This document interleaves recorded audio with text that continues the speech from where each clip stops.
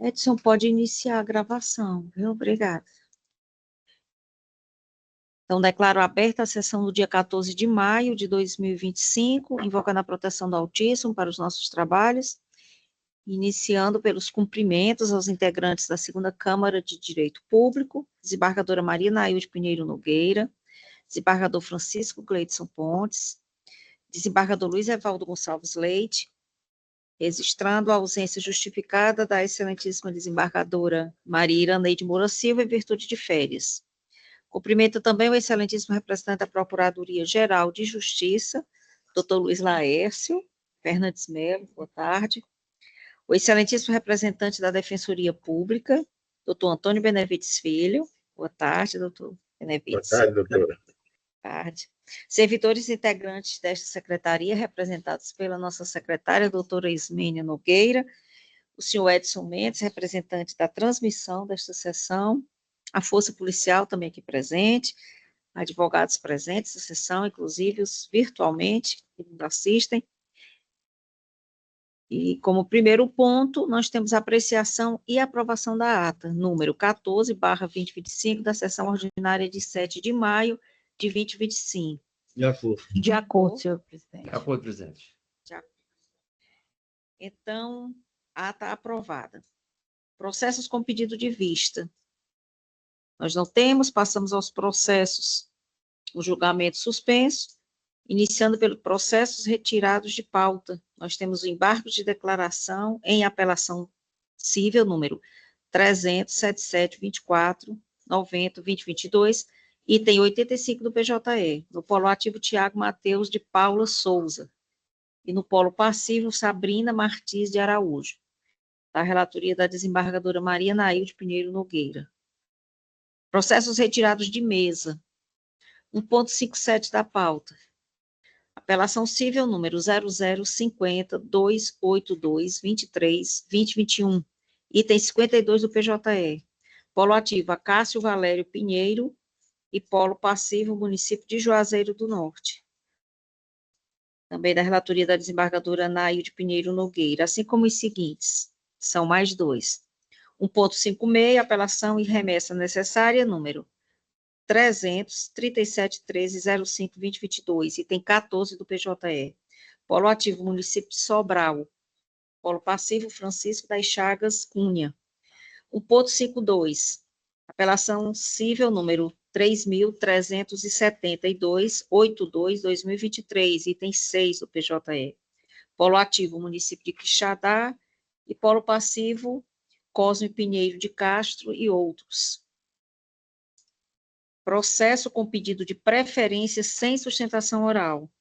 5.2, embargos de declaração cível número 0011-92381-2014.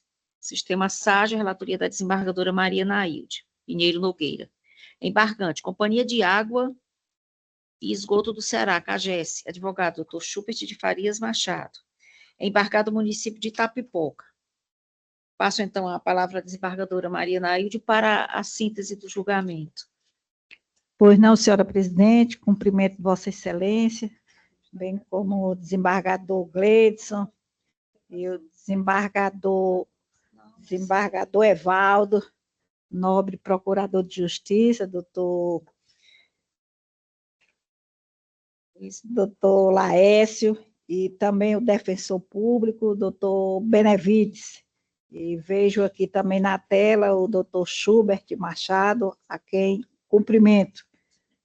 Cumprimento também os servidores, força policial, advogados aqui presentes. Pois não, senhora presidente. Cuida-se de embargos de declaração opostos pela parte Companhia de Água e Esgoto do Ceará, em face do acórdão proferido por esta colenda Câmara, o qual, segundo a embargante, teria incorrido em omissão ao deixar de apreciar o argumento da apelante contra a cobrança de atualização do crédito tributário por índice superior à taxa Selic. A questão em discussão, para averiguar os termos do julgamento colegiado ou examinar a possível existência de obscuridade, contradição omissão ou erro material.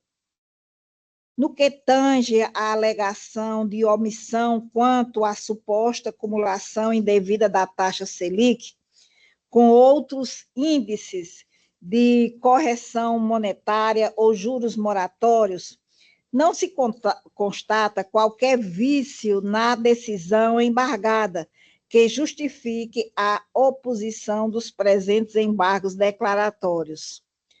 Quanto à alegação de arbitrariedade na fixação das multas, o acórdão apontou que não houve impugnação individualizada dos autos de infração, tendo o apelante se limitado a alegações genéricas de desproporcionalidade.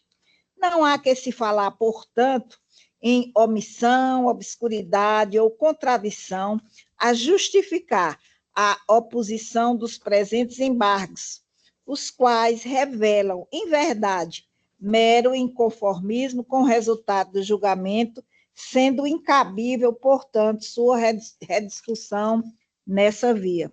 Por fim, muito embora não se verifique a existência de vício a ser reparado na espécie, é certo que as matérias e os dispositivos legais suscitados consideram-se pré-questionados fictamente, porquanto a teor do artigo 1025 do Código de Processo Civil.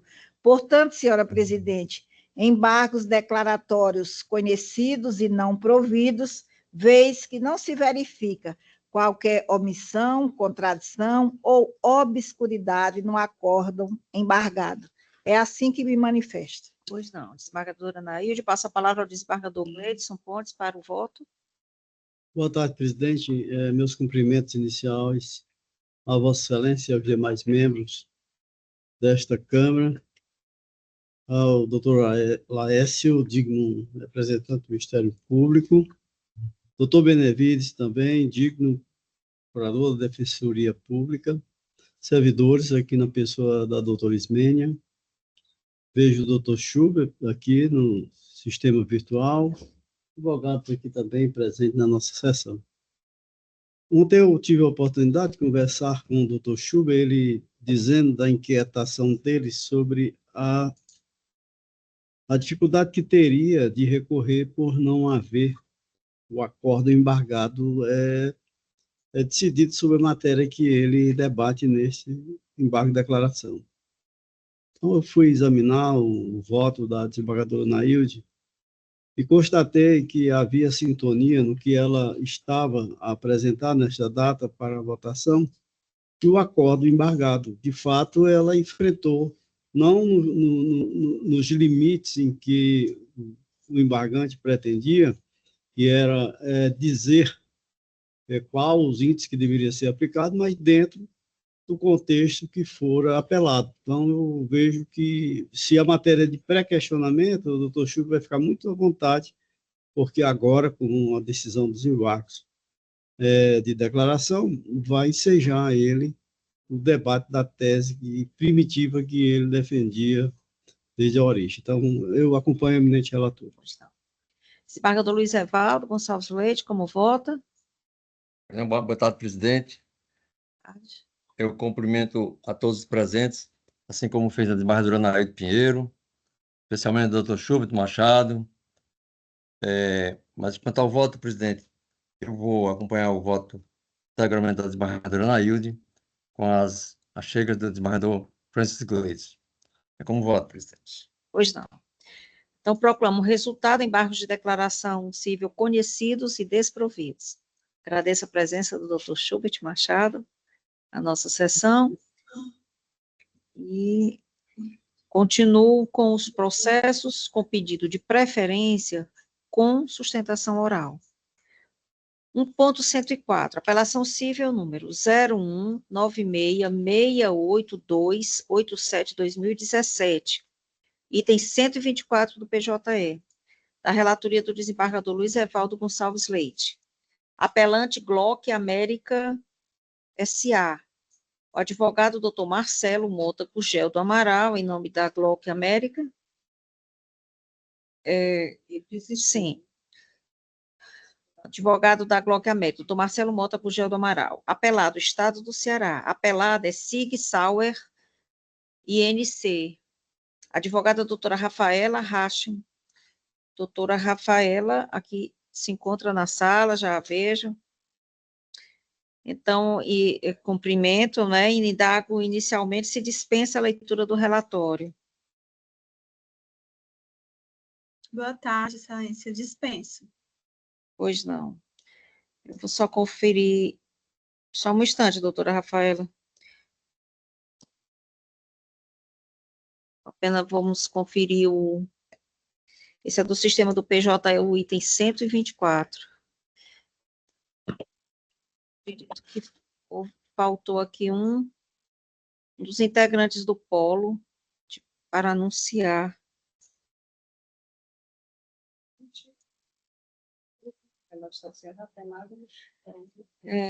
Exato. É porque faltou aqui o estado do Ceará, não é? Apelantes, então, Glock América S.A. e Estado do Ceará. Não, apelante só a Glock. Apelados é o Estado do Ceará e a apelada a empresa a qual a doutora Rafaela representa. Então, para ficar registrado, não é, ambos os integrantes do Polo Pacífico. Então, a doutora Rafaela, sobre a dispensa da leitura do relatório. Vossa Excelência gostaria que fosse lido ou dispensa a leitura do relatório, antes do início da sua sustentação? Eu dispenso, excelência. Pensa? Pois não. Penso. Então, Vossa Excelência já pode começar pelo prazo de 15 minutos a sua sustentação. Certo, perfeito. Primeiramente, gostaria de desejar uma boa tarde a todos os componentes dessa sessão, né? Excelentíssima senhora desembargadora Tereza Neumann, desembargador relator doutor Evaldo, desembargadora Maria Nailde, desembargador Francisco Gleidson, desembargadora Maria Iraneide, o excelentíssimo representante da Procuradoria de Justiça e da Defensoria Pública aqui presentes, e todos os demais colegas e servidores presentes também. Inicialmente, excelências, apenas para contextualizar, o presente caso se trata de uma ação ajuizada pela apelante, a Glock, visando a anulação dos atos administrativos que credenciaram a Sig Sauer, ora apelada, como proposta vencedora do certame licitatório. E, por fim, visa também a anulação de qualquer ato de homologação e adjudicação proferido pela autoridade pública competente. Para fundamentar esse pleito, a parte apelante alega que foi injustamente desclassificada do pregão presencial internacional número 2017-0040 da Polícia Militar do Ceará, o qual teve por objeto o registro de preço para futuras e eventuais aquisições de pistolas para a Polícia Militar do Estado do Ceará, bem como que alega que houveram diversas máculas, né, nesse processo licitatório. E, em sede de sentença, o juízo de primeira instância declarou a extinção do feito, sem resolução do mérito, por entender a ausência de interesse processual. Contudo, mais uma vez inconformada com esse resultado, a apelante interpôs o presente recurso. Nobres desembargadores, o que se vem percebendo desde o início de todo esse processo é o grande inconformismo da parte apelante, da Glock, com o resultado dessa licitação, né, que foi a desclassificação dela. Todos os argumentos que ela utiliza, conforme já amplamente demonstrados durante o decorrer do processo, são falaciosos, né, e visam procrastinar a legítima decisão do certame licitatório, tentando impor indevidamente o interesse particular da empresa Glock e o interesse econômico em detrimento do interesse público. A mesma coisa ela vem tentando fazer também há anos no processo administrativo que tramita no Tribunal de Contas do Estado, mas também sem sucesso lá, conforme já demonstrado em sede das contrarrazões de apelação e no decorrer do processo, né? E aí, inicialmente, eu gostaria de destacar que, quanto às diversas alegações da apelante, né, uma delas é de que a sentença deve ser reformada por ter sido proferida de modo surpresa, fazendo com que ela perdesse a chance de interpor um possível agravo de instrumento quando, a bem da verdade, se sabe que a decisão que indefere o pedido de produção de prova pericial não é passível de reexame por agravo de instrumento. Além disso, eu destaco também que a ação foi extinta ante a ausência de interesse processual e esgotamento do objeto, e não por ausência de provas, que é o que tenta a apelante fazer parecer, né? Notadamente para levar Vossas Excelências a erro. Então, pois não? Alguém falou alguma coisa? Não, pode prosseguir, doutora Rafaela. Então, não tem maior cabimento essas alegações da parte apelante, né? O esgotamento do objeto, excelências, se deu devido à homologação e à adjudicação do objeto do contrato à hora apelada, que é a Sig Sauer, no caso. Tendo havido, inclusive, a entrega dos objetos, que são as armas, né, há quase 6 anos, e o cumprimento total do contrato. As armas, eu destaco novamente que já estão sendo usadas pela Polícia Militar do Estado do Ceará desde agosto de 2018, né? Há quase 6 anos, sem que tenha havido nenhum incidente, né? E elas foram aprovadas em todos os testes, conforme amplamente demonstrado no decorrer do processo. Então, fica, assim, é notório que o único objetivo que a Glock, que a apelante, visa é prejudicar e queimar a imagem da Sig Sauer, que é a sua principal concorrente nesse mercado armamentista. E, de outro lado, quanto às alegações da apelante também, de que o certame licitatório ocorreu com diversas irregularidades e máculas, né, eu destaco que o próprio Tribunal de Contas do Estado do Ceará, em representação movida pela apelante, julgou improcedente a referida denúncia dela, por maioria do pleno, que foi também amplamente especificado, né, e demonstrado durante o processo. Assim, cabe a esse tribunal o não provimento do presente recurso, excelências, uma vez que a necessidade de prova pericial em questão vem sendo repetidamente requerida com o único intuito de prejudicar a hora apelada, a Sig Sauer, por ser a maior concorrente da Glock. E no que tange também a alegação da recorrente de que as armas da Sig Sauer não possuem a trava de gatilho e nenhum outro tipo de trava que impeça o disparo acidental, como exige o edital licitatório, já restou amplamente demonstrado que o modelo ofertado pela Sig Sauer possui, sim, todos os dispositivos de segurança internos, estando, portanto, em consonância com o exigido no edital licitatório. A pistola da Sig Sauer, mais especificamente a Sig P320, cumpre rigorosamente os requisitos técnicos exigidos na medida em que possui um sistema de trava de segurança interna integrado no gatilho, o que evita o disparo sem o acionamento desse gatilho, mesmo em caso de queda ou sem que o gatilho seja pressionado, além de possuir uma trava de segurança no percussor, que não é necessária a realização de perícia técnica para atestar algo que já foi comprovado, né, principalmente na prática. Além disso, a referida pistola, é a única pistola do certame que possui 8 certificados de aprovação em normas certificadoras internacionais que contêm diversos testes de queda. Tudo isso é amplamente comprovado nos autos do processo. Se o que a apelante, né, a Glock, mais alega para fundamentar a realização da perícia na arma é que ela, por não possuir as travas necessárias ao cair no chão, dispara, então, excelências, os inúmeros testes respeitados internacionalmente estariam todos errados e somente a Glock, né, a apelante, estaria certa. É, no mínimo, estranho uma argumentação dessa, que demonstra claramente o inconformismo dela. As armas da Sig Sauer já foram vendidas para 96 países. E, além de ser arma padrão do Exército dos Estados Unidos, também é de todas as forças armadas na Noruega, na Tailândia, por exemplo, e em outros países, né? Então, mostra-se mais uma vez que não é necessário o provimento da presente apelação por ausência dos requisitos mínimos de fundamentação e necessidade da perícia técnica, no caso, a desnecessidade dessa perícia. E, por fim, excelências, eu peço a devida vênia para citar alguns trechos de alguns julgados, tanto do STJ quanto desse egrégio Tribunal de Justiça, né, pertinentes aqui ao caso. Com a devida vênia, agravo interno, agravo em recurso especial, processo civil, agravo de instrumento, indeferimento de produção de prova, não cabimento do agravo de instrumento. Súmulas 83 e 7 do STJ. Não cabe agravo de instrumento contra a decisão que indefere pedido de produção de provas consideradas inúteis ou protelatórias. esse entendimento da 4ª turma do STJ. Além disso, peço venha também para citar um trecho do entendimento desse Tribunal de Justiça do nobre desembargador Francisco Bezerra Cavalcante. Direito processual civil, agravo de instrumento, decisão que indefere produção de prova pericial e testemunhal em ação de conhecimento. Hipótese que não comporta recurso de agravo por ausência de previsão no artigo 1015 do CPC, inadmissibilidade. A matéria em referência não se submete a qualquer dos casos elencados no rol do artigo 1015 do CPC, porquanto a decisão que indefere a produção de provas não é passível de impugnação por meio de agravo de instrumento.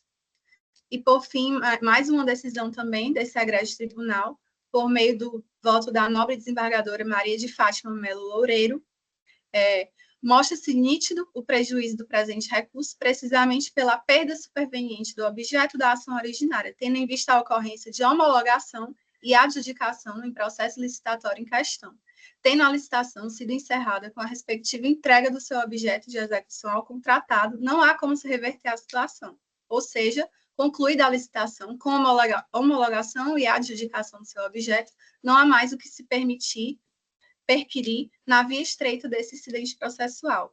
Deveras em situações que tais reconhece-se a prejudicialidade do exame de mérito de qualquer ação judicial voltada ao questionamento ou à impugnação de ato ou concurso licitatório. Todos esses trechos que eu pedi a Vênia aqui para ler estão nas contrarrazões da apelação, né, que podem ser vistos pelos nobres desembargadores.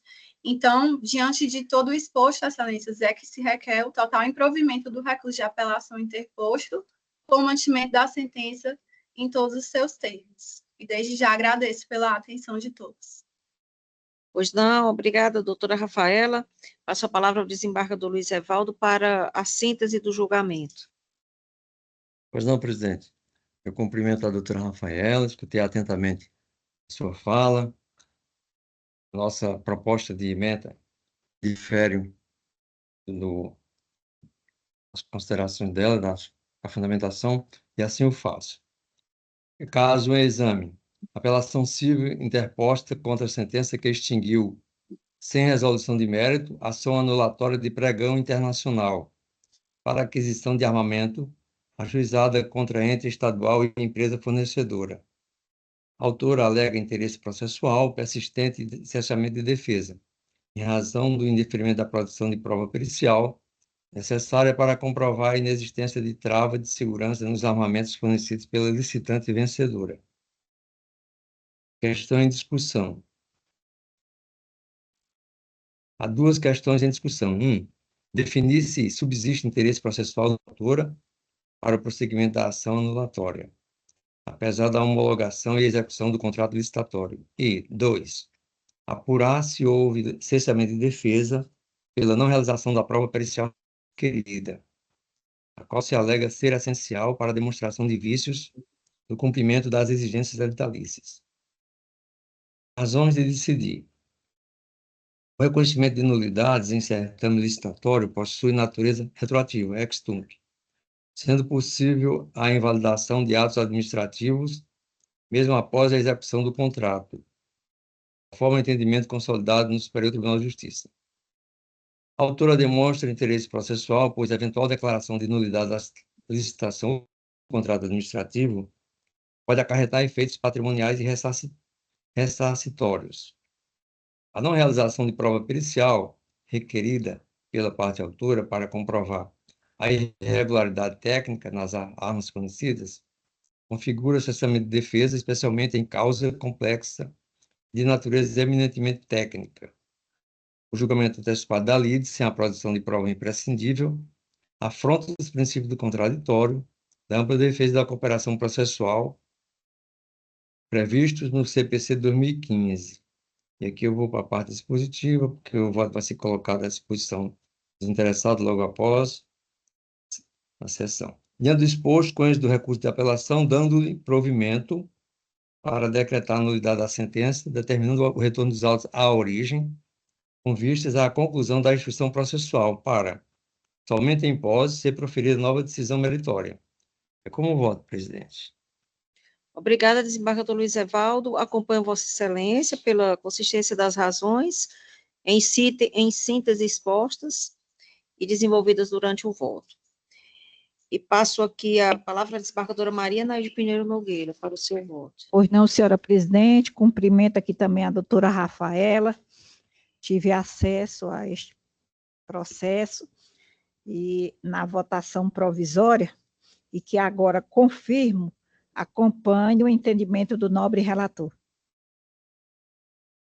Então, proclamo o resultado da apelação civil conhecida e provida. Agradeço aqui a presença da doutora Rafaela, a sua sustentação, e passo a continuação dos nossos trabalhos com o item 1.75 da pauta, apelação civil número 300, 79, 39, 32, 20 e 23, item 35 do PJE. Relatoria do desembargador Francisco Gleidson Pontes. Apelante Beach Park Hotéis e Turismo Limitar, S.A., tendo por advogado o doutor Pedro Cidrão, e o apelado Estado do Ceará. Pedro Cidrão. É o processo 35 do PJE. Doutor Pedro Cidrão se encontra aqui presencialmente na nossa sessão e aguarda na tribuna para o início da sua sustentação oral. Adianto aqui, doutor Pedro, só para lhe perguntar, inicialmente, se Vossa Excelência dispensa a leitura do relatório. Dispensa.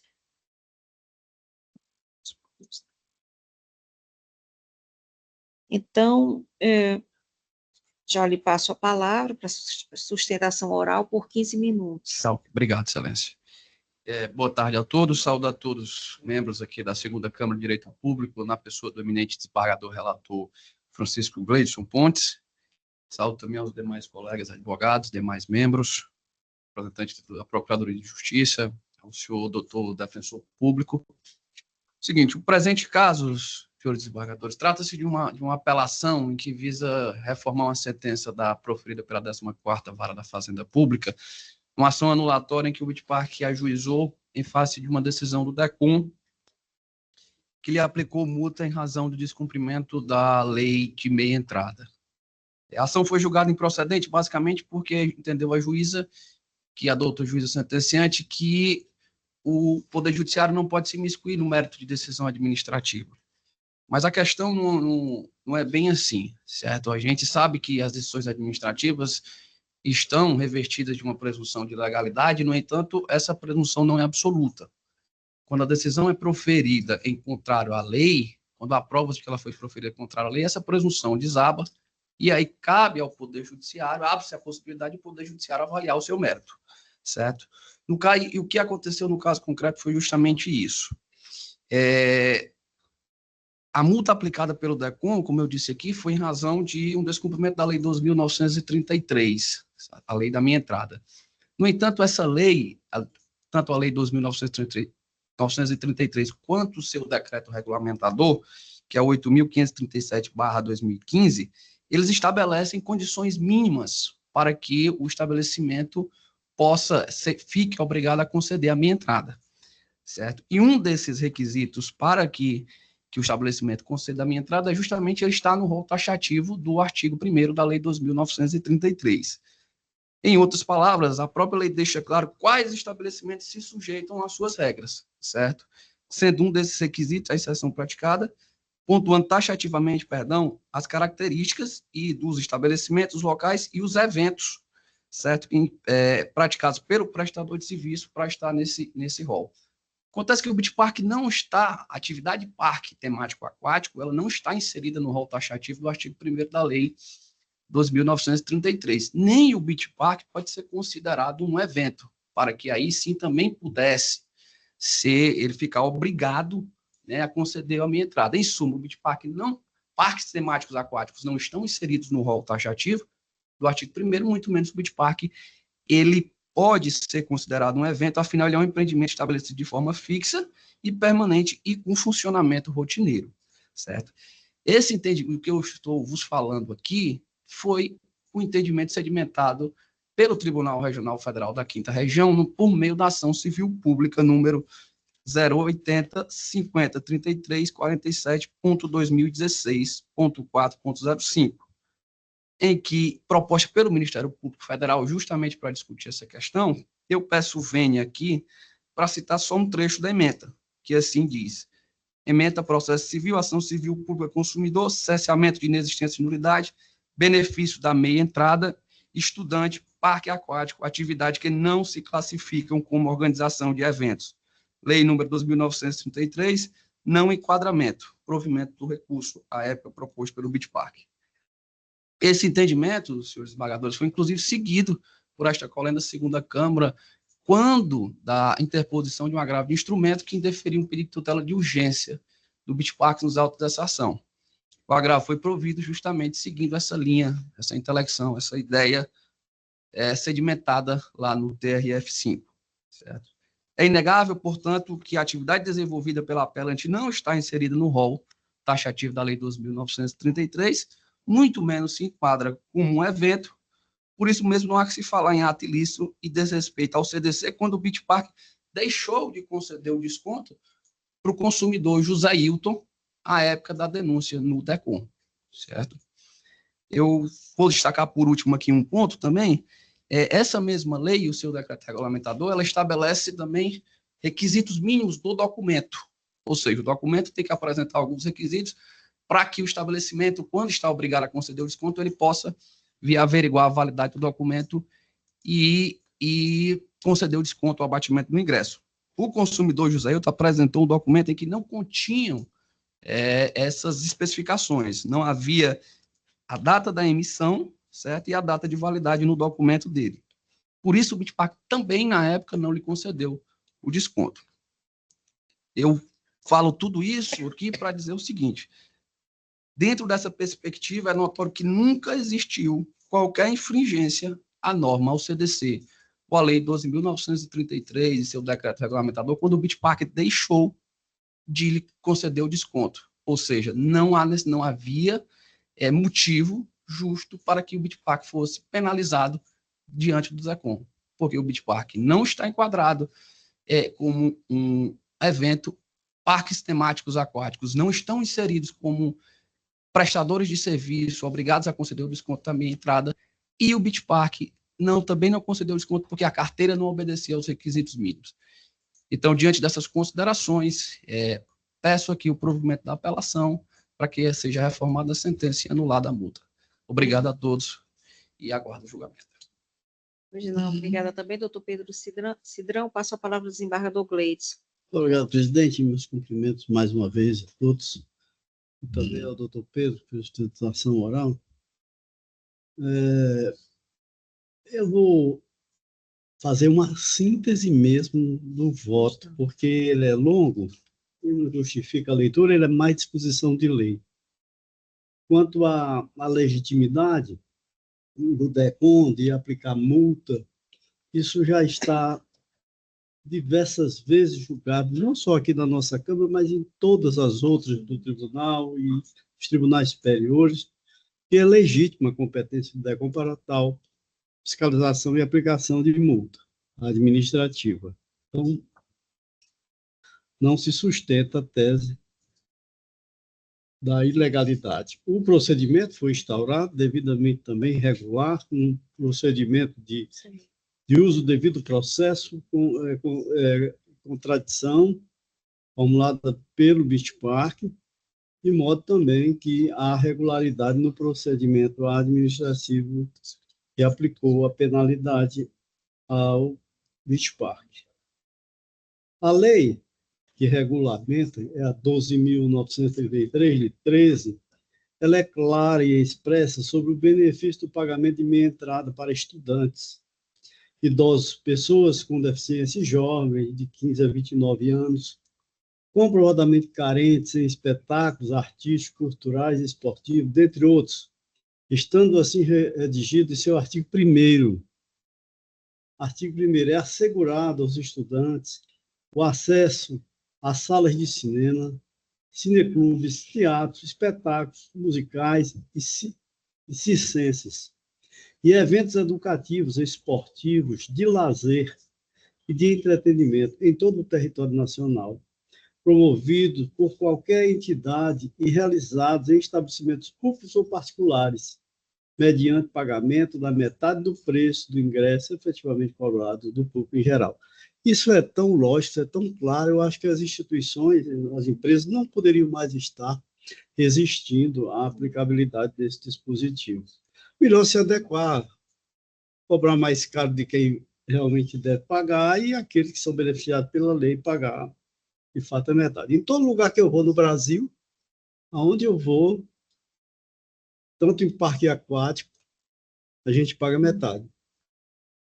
Rio de Janeiro, cheguei lá no aquário, paguei a metade. E eu também não aceitar pagar a metade. É um aquário. Enfim, não há mais cabimento essa resistência de não pagamento. Eu estou conhecendo o recurso de apelação, negando o provimento. A multa também está aplicada nos parâmetros que a Câmara já asseverou como razoável e proporcional. Pois não. Seu voto, presidente. Pois não. Passa a palavra ao desembargador Luiz Evaldo para o voto. Eu cumprimento o doutor advogado, ilustre advogado, senhora presidente. Quanto ao voto, eu também acompanho o eminente relator, tanto com relação à legitimidade, por entender que o DECON essa possibilidade, essa capacidade, né? Com relação à multa administrativa e no mérito também acompanho integralmente o doutor relator. Pois não, obrigada, desembargador Evaldo. Também da mesma forma acompanho integralmente, e o voto é circunstanciado, como o desembargador Gleidson falou, e contempla exatamente a argumentação do nobre advogado, doutor Pedro Cidrão, que também a expôs, né, oralmente, mas está contemplada no texto do voto. Então, acompanho integralmente, proclamo o resultado, apelação civil conhecida e desprovida. Obrigado, excelência. Obrigado. 1.150 da pauta. Apelação civil número 0050-537-44-2020, item 51 do PJE. Relatoria do desembargador Luiz Evaldo Gonçalves Leite. Apelante e apelado, Instituto Nacional do Seguro Social, INSS, e também apelante e apelado, Antônio Rito de Paiva Diogo, representado pelo doutor Emanuel Mendes Guedes Diogo, aqui presente. O doutor Emanuel se encontra acessando, né, a nossa tribuna. Parei aqui. Apresento meus cumprimentos e lhe indago inicialmente se dispensa a leitura do relatório. Dispensa, excelência. Certinho? Dispensa. Dispensa. Pronto. Então, Vossa Excelência terá 15 minutos para a sua sustentação oral a partir de agora. Pronto. Boa tarde, primeiramente. Gostaria de saudar essa colenda casa na pessoa do eminente relator, doutor Luiz Evaldo. Queria saudar especialmente o doutor Luiz Evaldo por ter, excelência, por ter me recebido tão bem ontem em seu gabinete, para a gente despachar esse processo.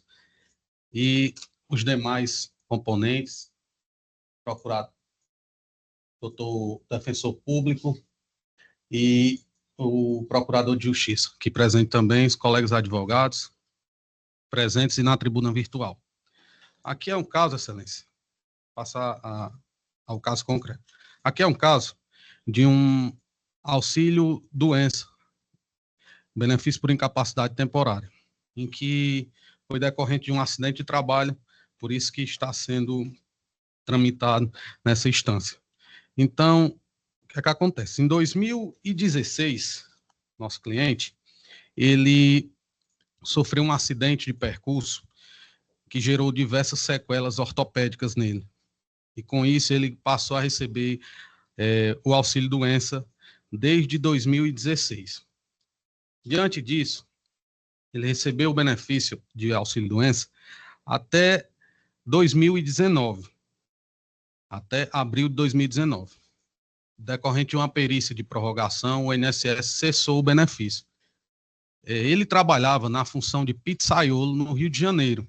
Eu expliquei no nobre relator ontem, Em razão dessa incapacidade, ele passou a residir no município de Ararendá, uma região interior do Ceará, na região, na zona rural. Lá em Ararendá, ele veio para poder, porque no Rio de Janeiro, como ele trabalhava, ficou difícil a subsistência e após o acidente ele ficou em situação financeira precária. Então, quando ele retornou recebendo o benefício, o INSS mesmo assim cessou o benefício. Ingressamos com a ação de restabelecimento do benefício por incapacidade. Na perícia judicial, ficou constatada a incapacidade parcial para o trabalho de pizzaiolo. Ou seja, ele iniciou o trabalho de pizzaiolo em 2007, passou até a data do acidente, 2016, trabalhando como pizzaiolo, ou seja, quase 10 anos trabalhando em uma única função de pizzaiolo. A perícia médica reconheceu a incapacidade para essa função de pizzaiolo. E aí, o INSS fez uma proposta de acordo encaminhando ele para a reabilitação profissional. Recusamos a proposta de acordo porque entendemos que ele, como é morador da zona rural, tem baixa escolaridade, ou seja, os fatores sociais e ambientais dele não favorecem ao retorno de qualquer atividade de trabalho, por isso que pedimos a aposentadoria por invalidez, diante de todos os fatores, uma cidade muito pequena, a escolaridade baixa, as profissões que ele exerceu sempre foram profissões que exigem esforço físico, e com isso despachamos o processo com a excelentíssima juíza, e ela deferiu um auxílio acidente, dizendo que existia apenas uma redução da incapacidade. Ocorre que o laudo pericial, ele foi bem claro, dizendo que existe uma incapacidade parcial para o trabalho, de forma definitiva, ou seja, ele não pode trabalhar mais de pizzaiolo. E a última profissão antes de pizzaiolo dele foi em 2006. Ele exerceu 2000, 2004, 2006, outras profissões. E ela fundamentou o auxílio acidente, afirmando que ele poderia retornar para outra profissão que ele já tinha exercido antigamente. Só que o artigo 62 da Lei 8.213, ela fala que o segurado em gozo de auxílio-doença insuscetível de recuperação para a sua atividade habitual. Então, a grande celeuma do processo está em definir qual atividade seria a habitual do apelante, que é exatamente a função de pizzaiolo, a função que ficou reconhecida a incapacidade no laudo pericial, não sendo admitido uma pesquisa de todas as profissões para ver se ele se enquadra em alguma, tendo em vista que a lei ela é bem clara. Ele tem que analisar a profissão habitual, a profissão que ele está exercendo no momento ali do laudo médico. Para analisar outras profissões, teriam que ser elaborados outros quesitos e outros elementos processuais deveriam ter sido apresentados. Mas a atividade habitual, repito, é a de pizzaiolo. E ele, como mora na zona rural, hoje a situação dele fica bem complicada, ele recebe um benefício de meio salário mínimo, benefício inferior a um Bolsa Família, e para ficar, mesmo ele estando incapacitado para exercer sua atividade habitual. Então, a tribuna vai requerer, excelência, a reforma da sentença para se conceder o benefício por incapacidade permanente, denominada aposentadoria por invalidez. Caso vossas excelências não entendam por deferimento da aposentadoria, que ele seja encaminhado para a reabilitação, para que o INSS analise todo o histórico de profissografia dele, de forma como o processo de reabilitação determina, que ele passe por cursos, tendo em vista que as profissões que ele exerceu antigamente, 2000, 2001, estão totalmente em desuso, nós estamos em outra era digital, a INSS tem todo o arcabouço para poder proporcionar para ele um processo de reabilitação, para que ele seja inserido no mercado de trabalho atualmente de forma justa, não simplesmente pegar ele e jogar no mercado de trabalho, tendo em vista que as profissões que ele exerceu, né, algumas nem existem mais. Então, é o que se pede, excelência. Pois não, obrigada, doutor Antônio Rito, pela sustentação. Passo, então, a palavra ao desembargador Luiz Evaldo para a síntese do seu julgamento. Pois não, presidente, eu cumprimento o doutor advogado, que recebi ontem lá no gabinete, ou antes de ontem, mas devo dizer que é uma obrigação tanto do magistrado, no caso eu, relator, e um direito da parte por Vossa Excelência representado. Emenda, presidente. Direito previdenciário, apelação civil, acidente de trajeto, laudo que atesta incapacidade laboral parcial e definitiva, concessão de aposentadoria por invalidez, consideração das condições pessoais, socioeconômicas e culturais do segurado, termo inicial do benefício, consectários legais, reforma parcial da sentença, recurso do autor parcialmente provido, recurso do INSS prejudicado. Parte dispositiva. Diante do exposto com êxito do recurso apelatório para dar parcial provimento, para condenar o INSS a conceder ao autor aposentadoria por invalidez acidentária, desde o dia subsequente à data de cessação do auxílio-doença, bem como ao pagamento das parcelas atrasadas, com juros de correção na forma acima estipulada, ou seja, no voto. Em decorrência, inverto os honorários sucumbenciais, cujo percentual deverá ser definido por ocasião da liquidação do julgado. Respeitada a súmula 111 do STJ, a autarquia previdenciária isenta de custos processuais nos termos do artigo 5º, inciso 1, romano, da Lei Estadual 16132 de 2016. Não sei se é suficiente, senhora presidente, e mais membros. Sim. Mas, se for o caso, eu farei. Assim eu voto. Pronto. Entendo que seja suficiente, porque Vossa Excelência acolhe, não é, a apelação quase que integralmente, né, pelo que eu vi, só em pequena parte mínima é que não deu provimento total. Então, por conta disso, acredito que também ficou bem claro para o nobre advogado que apresentou a sustentação. Ficou. Então, voto integralmente, passo a palavra à desembargadora Maria Nailde para o seu voto. Pois não, senhora presidente, cumprimento aqui o nobre advogado e vejo que o relator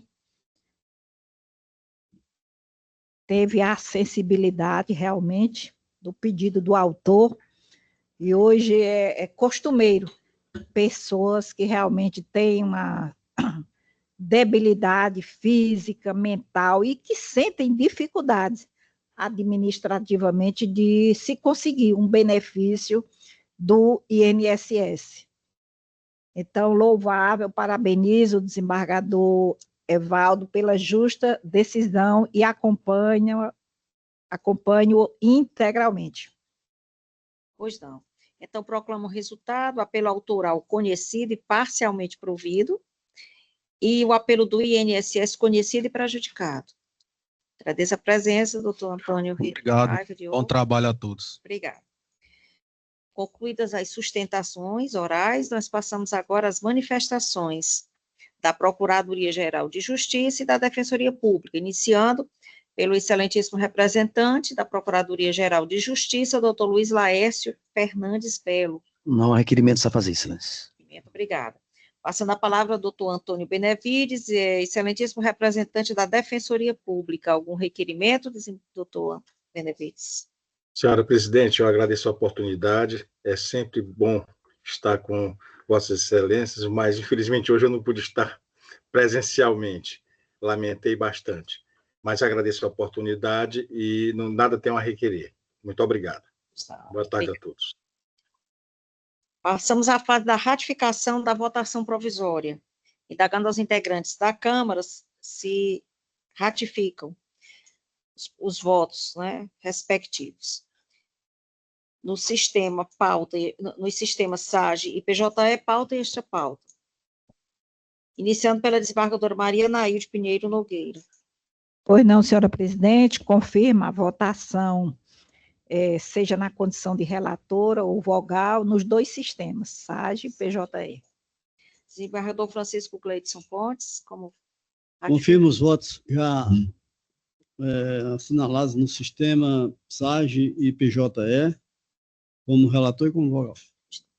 Desembargador Luiz Evaldo Gonçalves Leite. Também, presidente, eu quero confirmar os votos por mim proferidos, tanto na condição de relator ou vogal e vogal, em ambos os sistemas, nos processos pautados ou extra-pautas. Obrigado.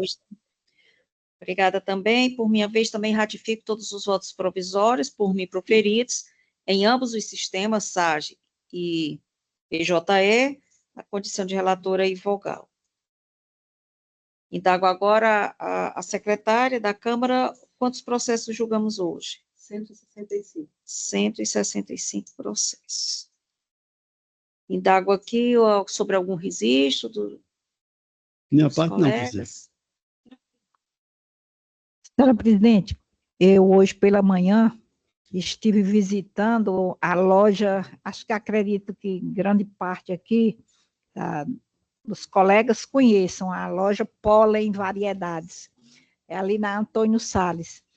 E conversando com a dona Célia, né, que sempre está lá, é a dona da loja, ela dizendo que ontem a loja comemorava 30 anos de existência, né? Sim. Que já havia passado por várias fases difíceis, inclusive na pandemia, mas que aquele comércio havia sobrevivido e vai muito bem. Então, eu queria propor um voto de parabéns ao casal, a Célia e o seu Bosco, Sim. por esta grande data, 30 anos de existência desse comércio, e mantendo ali várias pessoas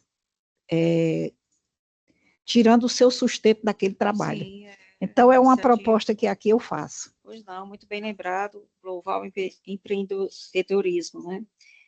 Então, fica registrado, nós faremos as comunicações. Obrigada. Algum outro registro? Desembargador Evaldo? Presidente, eminência Pares, gostaria de saber se na próxima sessão a gente já vai estar no TJ, lá nas novas instalações. Sim. Não? Muito bem lembrado, exatamente, estaremos, né, no dia 21, né, 21 de maio, na próxima semana, né, já estaremos lá. Já nos Estaremos comunicaram. presentes. Estaremos certo. a partir do dia 19, né, então a nossa próxima sessão, muito bem lembrada, já estaremos no nosso novas instalações, né, do TJ. Então... Obrigado. Como? Tchau. Exato, é que também nos acolheu, né? Eu gostaria de fazer um registro a partir da observação do desembargador Gleidson, sobre a nossa passagem aqui no fórum e nesta sala tão bem arquitetada, aparelhada, confortável, e nada deveu às nossas instalações, né, antigas do TJ, que foi tão bem disponibilizada para todos nós. Agradecer também a gestão da desembargadora Nailde, que possibilitou esse espaço, né, que poderia muito bem nos acolher como espaço do tribunal. A desembargadora, de parabéns, nos sentimos muito bem confortáveis. Sim. Aquele momento difícil, não sabia para onde ir. Isso, foi. Muito bem escolhido, confortável, acolhe as partes, os advogados, a secretaria. Tanto esse espaço, fica o nosso registro, né, de agradecimento. Sem dúvida, sim. Porque houve, à época, um esforço também, à época da doutora Ana Cristina, né? Sim. Hoje que teve a sucessão para a doutora Solange. Sim. Mas, como bem ressaltou aí Vossa Excelência, das condições, realmente nós fomos felizes por, naquela tarde do dia 6 de setembro de 2021, escolhermos aqui as dependências do Fórum Clóvis Bevilacqua para, provisoriamente, o Tribunal de Justiça funcionar aqui dentro deste grande equipamento. E eu digo sempre que o desembargador Zé Maria Melo, ele foi um homem de empreendedorismo, assim, fortíssimo, né? Porque ele, quando construiu, já pensou, primeiro, que se dizia, como é que você vai construir um prédio que é tão visitado e tão longe você vai erguer esse prédio? E ele dizia, Fortaleza vai crescer para lá. E realmente, como cresceu, né? Já passou daqui, já está lá no Eusébio, né? Então, eu acho que é como dizem,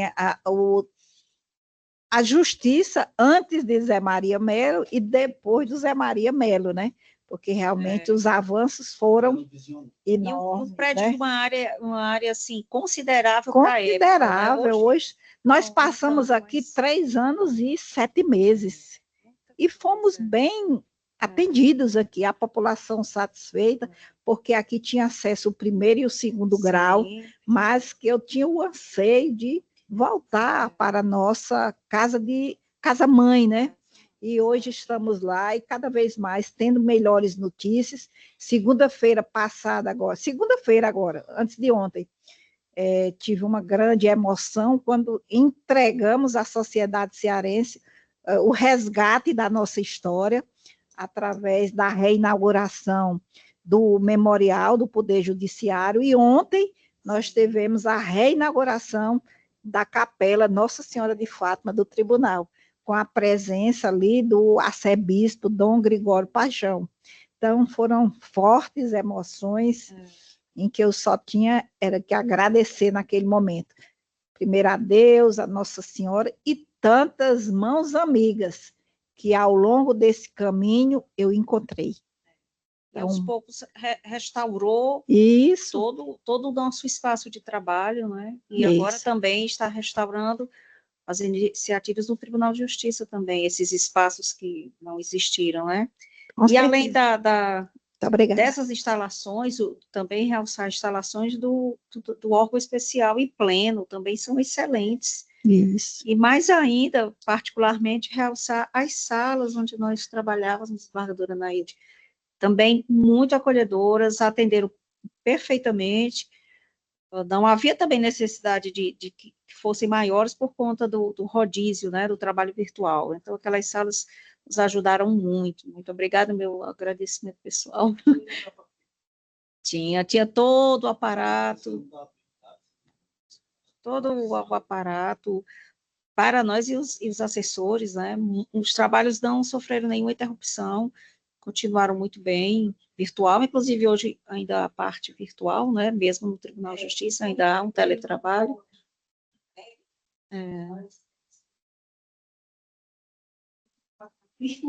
Continuará virtual. Sim, estaremos. Exato.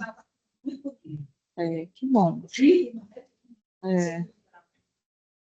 Pois é, então fica um registro aqui para esse espaço que nos acolheu tão bem, nos desempenhamos aqui as nossas atividades de uma forma que nada deixou a desejar ao jurisdicionado, nem a nós mesmos. Então, obrigada, desembargadora Nailde.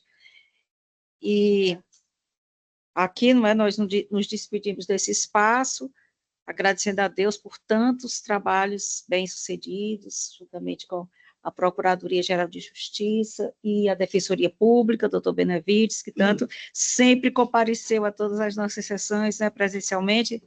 Obrigada, doutor Benevides, pela presença, né? Continuaremos, naturalmente, nossas atividades na próxima semana no Tribunal de Justiça com a nossa sessão. Com certeza. Então, agradecendo muito a Deus por todas essas bênçãos e graças que tivemos aqui, eu encerro a sessão. Sim.